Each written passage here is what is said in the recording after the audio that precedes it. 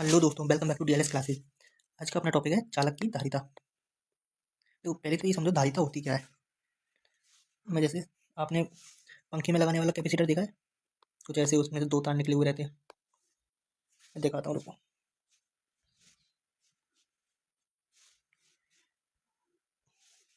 ये देखो, ये होता है कैपेसिटर। सन कैपेसिटर होता है, ये क्या होता है?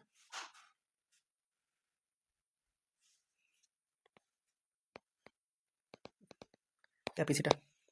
देखो, कैपेसिटर ये काम क्या करता है? ये काम करता है जैसे कि अपनी वोल्टेज हाई आ रही है तो हाई वोल्टेज को ये ले लेता है, और अगर कभी वोल्टेज कम हो जाए तो ये थोड़ी वोल्टेज दे देता है, यानी हाई करंट को ले लेता है थोड़ा और लो करंट को दे देता है। वैसे वोल्टेज लेता है पर यहाँ करंट से समझ सकते हो। तो धारिता क्या है फिर? ये तो कैपेसिटर है। धारिता क्या है? धारिता वो है कि यह कैपेसिटर कितनी कितने आवेश को, मान लो ये कैपेसिटर है, ये कितने आवेश को ले सकता है, कितने आवेश को ले सकता है, उसकी क्षमता, यानी कितनी क्षमता है उसमें, कितनी पावर है, कितनी क्षमता है, यानी कि आवेश को लेने की कितनी क्षमता है, उसे बोलते हैं धारिता। धारिता कैसे बोलते हैं? कि कैपेसिटर द्वारा आवेश को ग्रहण करने की क्षमता। और यहाँ कैपेसिटर की जगह हम दूसरा शब्द लगाते हैं, डेफिनेशन देखते हैं जो परिभाषा, कि चालक द्वारा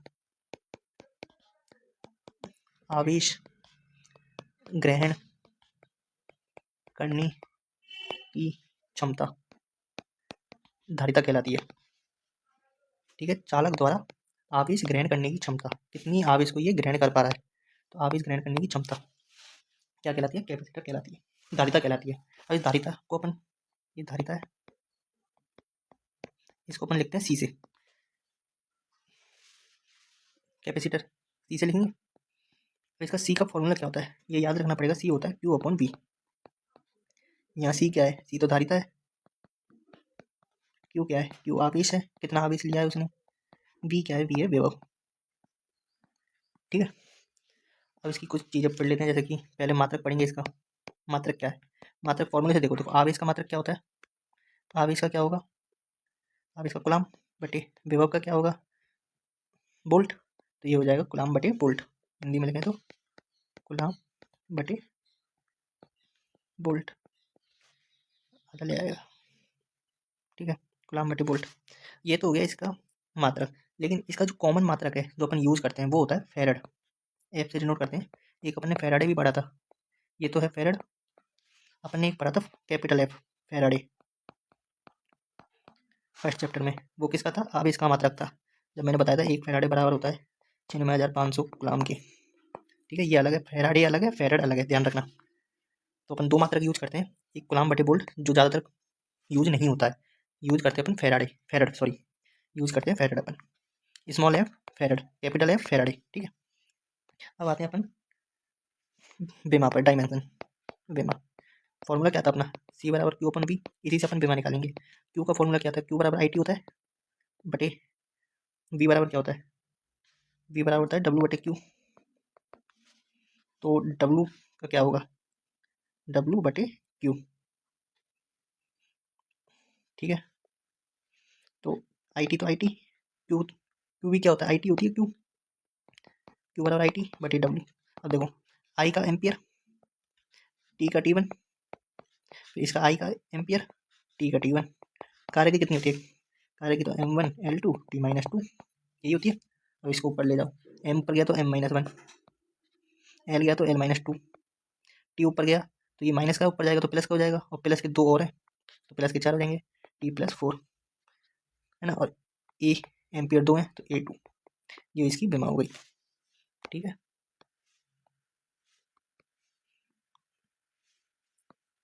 बेमा हो गई। ये याद रखना है, ये फेराडे, ये याद रख लेना है। ठीक है, अब एक चीज़ है, जैसे सब ये सोचते हैं कि सी बराबर होता है क्यू अपॉन वी, तो क्वेश्चन आता है कि ये किस किस पर निर्भर करता है, यानी धारिता जो है किस किस पर निर्भर करती है, किस पर निर्भर करती है। तो सब ऐसे सोचते हैं कि क्यू, इसका फॉर्मूला में क्यू अपॉन वी आ रहा है तो ये आवेश पर निर्भर करेगी और ये विभव पर निर्भर करेगी। सही है, लगना भी यही चाहिए। पर जो धारिता है ना, ये इन दोनों में से किसी पर भी निर्भर नहीं करती है। तो इंपॉर्टेंट पॉइंट है इसका, सारे नोट्स में है पॉइंट, मैं वैसे ही बता रहा हूँ, ठीक है। पहली बात है, पहला पॉइंट क्या है, ये सी जो है,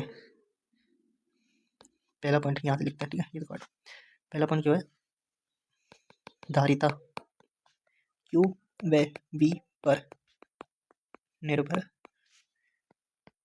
नहीं करती है, ठीक है। धारिता क्यू व वी पर निर्भर नहीं करती है। कब तक नहीं करेगी, जब तक इनमें से एक कांस्टेंट ना हो। तो वो निर्भर क्यों नहीं करती है वो बताता हूँ। जैसे अपन आवेश को बढ़ाएंगे ना, तो विभव का फॉर्मूला क्या होता है, वी बराबर के क्यू बाय आर। तो क्यू बढ़ रहा है तो वी अपने आप बढ़ जाएगा, ये विभव है। क्यू बढ़ रहा है तो वी अपने आप बढ़ जाएगा, तो वी बढ़ जाएगा, ये भी बढ़ जाएगा, तो दोनों बढ़ गए तो सी पे कोई प्रभाव नहीं आएगा। अगर क्यू कम हुआ, फॉर्मूला तो यही रहेगा कि क्यू बाय आर, अगर क्यू कम हुआ तो विभव भी कम हो जाएगा। तो दोनों समानुपाती में बढ़ रहे हैं, घट रहे हैं, तो इसलिए धारिता निर्भर नहीं कर रही है। अब अपन कब निर्भर कर सकती है कि अपन इनमें से एक कांस्टेंट कर दें, एक को नियत कर दें। मान लो अपन ने वी को नियत कर दिया, ये केवल मान लो 5 है तो 5 ही रहेगा, नियत कर दिया। फिर अपन क्यू को बढ़ा रहे हैं 2 से 4 6 8, तो धारिता क्या होगी, बढ़ जाएगी।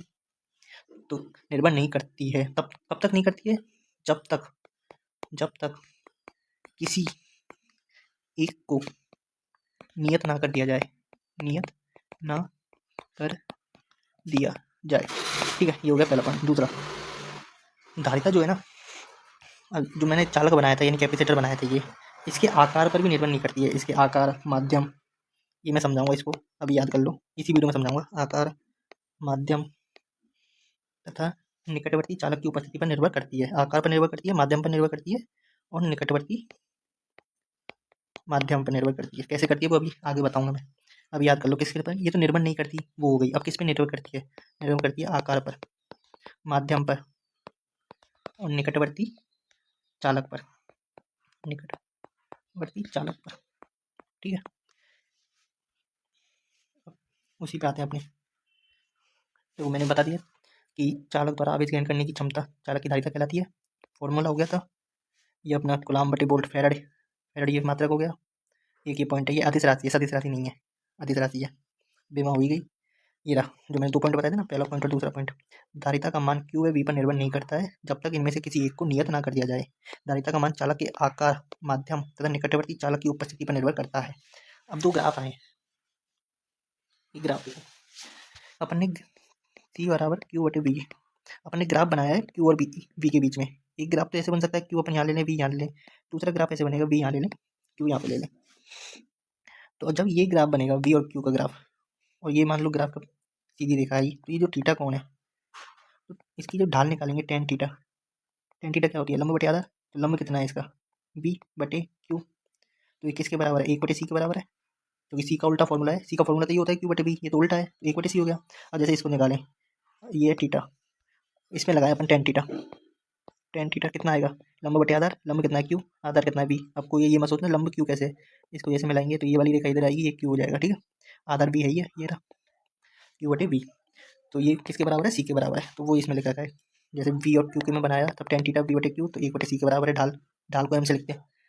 और जब प्लॉट किया अपने ग्राफ क्यू व बी के मध्य, तो टेन थीटा आया क्यू अपन बी, जो कि सी के बराबर है, ठीक है। अब आते हैं अपन दूसरे, इस पॉइंट को अभी बताऊंगा आगे।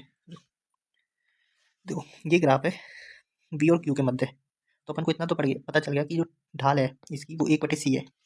तो थीटा जितना बड़ा होगा सी का मान उतना कम होगा, एक बटे सी है ना, तो थीटा जितना बड़ा होगा सी का मान उतना कम होगा। तो थीटा वन यहाँ पे सबसे बड़ा है, थीटा वन, और थीटा वन किसके लिए है, सी थ्री के लिए है थीटा वन, और थीटा थ्री सी वन के लिए है। तो थीटा थ्री सबसे छोटा है, तो सबसे बड़ा कौन होगा, C one, C one C two C three. अब इस वाले ग्राफ में देखो, ये है क्यू और वी के बीच में ग्राफ, यानी टेन थीटा जो है वो समानुपाती है सी के, यानी डायरेक्टली प्रोपोर्शनल है। तो जितना थीटा बड़ा होगा उतना धारिता ज़्यादा होगी। ये वाला जो थीटा है ये सबसे बड़ा है, ये सबसे छोटा है, तो सबसे छोटा है तो सी छोटा होगा क्योंकि समानुपाती है। ये बड़ा है तो सी थ्री बड़ा होगा, क्यों, क्योंकि समानुपाती है, थीटा जितना बड़ा होगा सी थ्री उतना बड़ा होगा, तो C three C two C one. अब एक डेफिनेशन लिखते हैं एक फैराड की। फैराड क्या है, फैराड है मात्रक, किसका है, धारिता का मात्रक है फैराड। अब अपन को सी का फॉर्मूला तो एक ही अपने पास अभी तक, क्यू अपन वी। इसमें सी का मान अपन को एक लाना है, कैसे आएगा, कि अपन आवेश ले एक और विभव में परिवर्तन हो एक, तब आ सकता है सी का मान एक। वही लिखना है अपन को, यदि किसी चालक के आवेश में एकांक परिवर्तन किया जाए, आवेश में एकांक परिवर्तन करने पर विभव में एकांक परिवर्तन हो तो चालक की धारिता 1 फैराड कहलाती है। ठीक है, अब आते हैं गोलाकार चालक की धारिता। नेक्स्ट टॉपिक आता है अपना गोलाकार चालक की धारिता। जो वहाँ पे एक पॉइंट छुड़वाया था मैंने, वो इससे समझ में आएगा।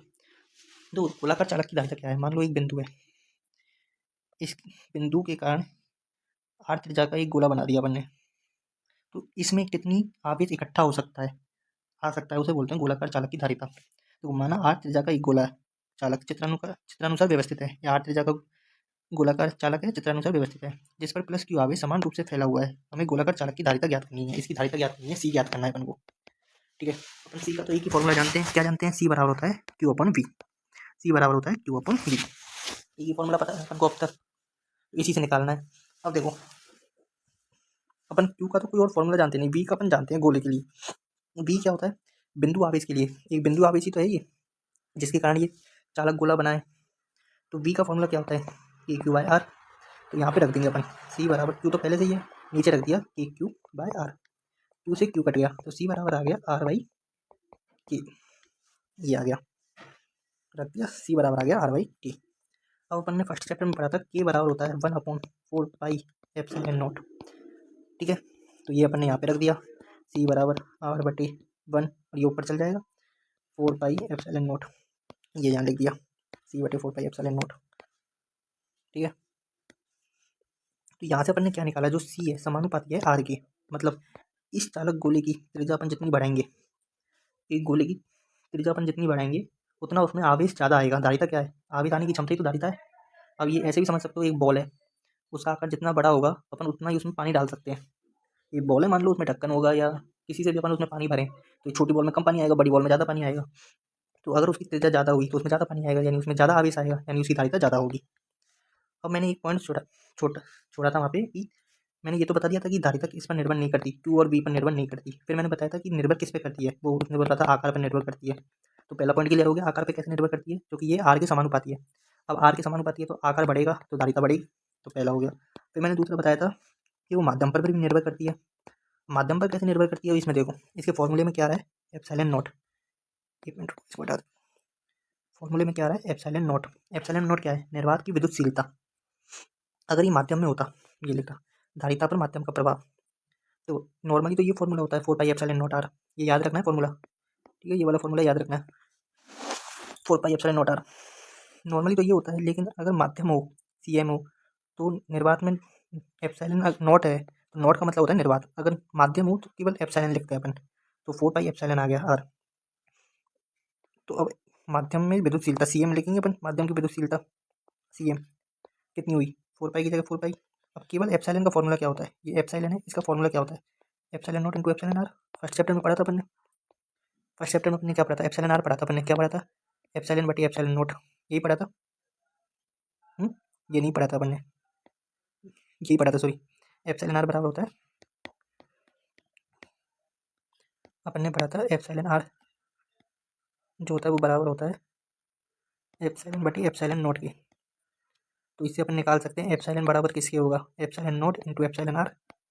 यही अपन ने यहाँ पे लिख दिया, epsilon nought into epsilon R. अब समीकरण, इसको अपन ने पहला समीकरण दे दिया नाम, इसको सेकंड समीकरण दे दिया, इनको दोनों को बटे में कर दिया, सी वन बटे सी, इसके बटे में ये कर दिया सी वन बटे सी। देखो 4 पाई से तो 4 पाई कट जाएगा, एप्सिलॉन नॉट से एप्सिलॉन नॉट, आर से आर, बचा क्या? बचा क्या? केवल सी एम बटे सी, केवल एप्सिलॉन आर बचा ऊपर की तरफ, ये और तो सब कट गए। तो धारिता, माध्यम की धारिता बराबर कितनी हो गई? निर्वात की धारिता इंटू एप्सिलॉन आर, यानी जो माध्यम की धारिता है वो माध्यम पर निर्भर कर रही है। अगर किसी माध्यम में रखेंगे तो धारिता बढ़ रही है। तो आकार पर निर्भर देख लिया अपन ने, सी समानुपाती था आर के, सी समानुपाती किसके? एप्सिलॉन आर के, तो इसके भी माध्यम पर भी निर्भर कर रही है। ठीक है, अतः माध्यम में रखने पर धारिता बढ़ जाती है, तो वो वाला पॉइंट क्लियर हो गया है। अब एक आता है कि चालक की धारिता किन किन तरीकों से बढ़ाई जा सकती है। तो अपन ने दो तो नियम यही पढ़े, पहले तो आकार, दूसरा माध्यम। ये रहा, चालक के ज्यामितीय आकार में वृद्धि करके, ज्यामितीय आकार में वृद्धि कैसे? एक छोटा गोला, एक बड़ा गोला, गेंद याद रखो, किसमें ज़्यादा पानी आएगा। ठीक है, दूसरा माध्यम रखकर, अभी पढ़ा अपन ने ऊपर। तीसरा, चालक के आवेश को नियत रखकर, फॉर्मूला क्या था? सी बराबर क्यू अपॉन वी। अब ये क्या कह रहा है? आवेश को नियत रखकर, यानी ये तो अपन ने कांस्टेंट रख दिया, इसमें कोई परिवर्तन नहीं हो रहा है, विभव में कमी कर दी, इसको कम कर दिया। तो डायरेक्टली बात है कि ये तो बदल नहीं रहा है, क्यों? तो वी कम हो रहा है तो सी अपने आप बढ़ जाएगा। क्योंकि सी जो है व्युत्क्रमानुपाती रह गया बी के, अब ये कम होगा तो ये ज़्यादा हो जाएगा। बस ये किताब में कुछ एक्स्ट्रा पॉइंट दे रखे थे कि याद करो तो कर लेना, इनको कुछ मतलब नहीं है ना, पेपर में आते हैं कभी। अब एक पॉइंट रह गया जो मैंने यहाँ छोड़ा था, ये वाला, गोलाकार चालक का आवेश दोगुना करने पर धारिता पर क्या प्रभाव पड़ेगा। देखो गोलाकार चालक का फॉर्मूला आया अपने सी बराबर आर बटे के। अब इस फॉर्मूले में कहीं पर भी आवेश नहीं आ रहा, क्यों नहीं आ रहा, तो अगर गोलाकार चालक है उस पर चाहे 5 कूलाम आवेश हो चाहे 10 कूलाम आवेश हो, उसकी धारिता पर कोई प्रभाव नहीं पड़ेगा। तो कोई प्रभाव नहीं पड़ेगा क्योंकि गोलाकार चालक के लिए फॉर्मूला है सी बराबर आर बटे के। ठीक है, ये जो PDF है ये टेलीग्राम पे मिल जाएगी और पढ़ो। थैंक यू, मिलते हैं नेक्स्ट चैप्टर में। नेक्स्ट चैप्टर क्या, नेक्स्ट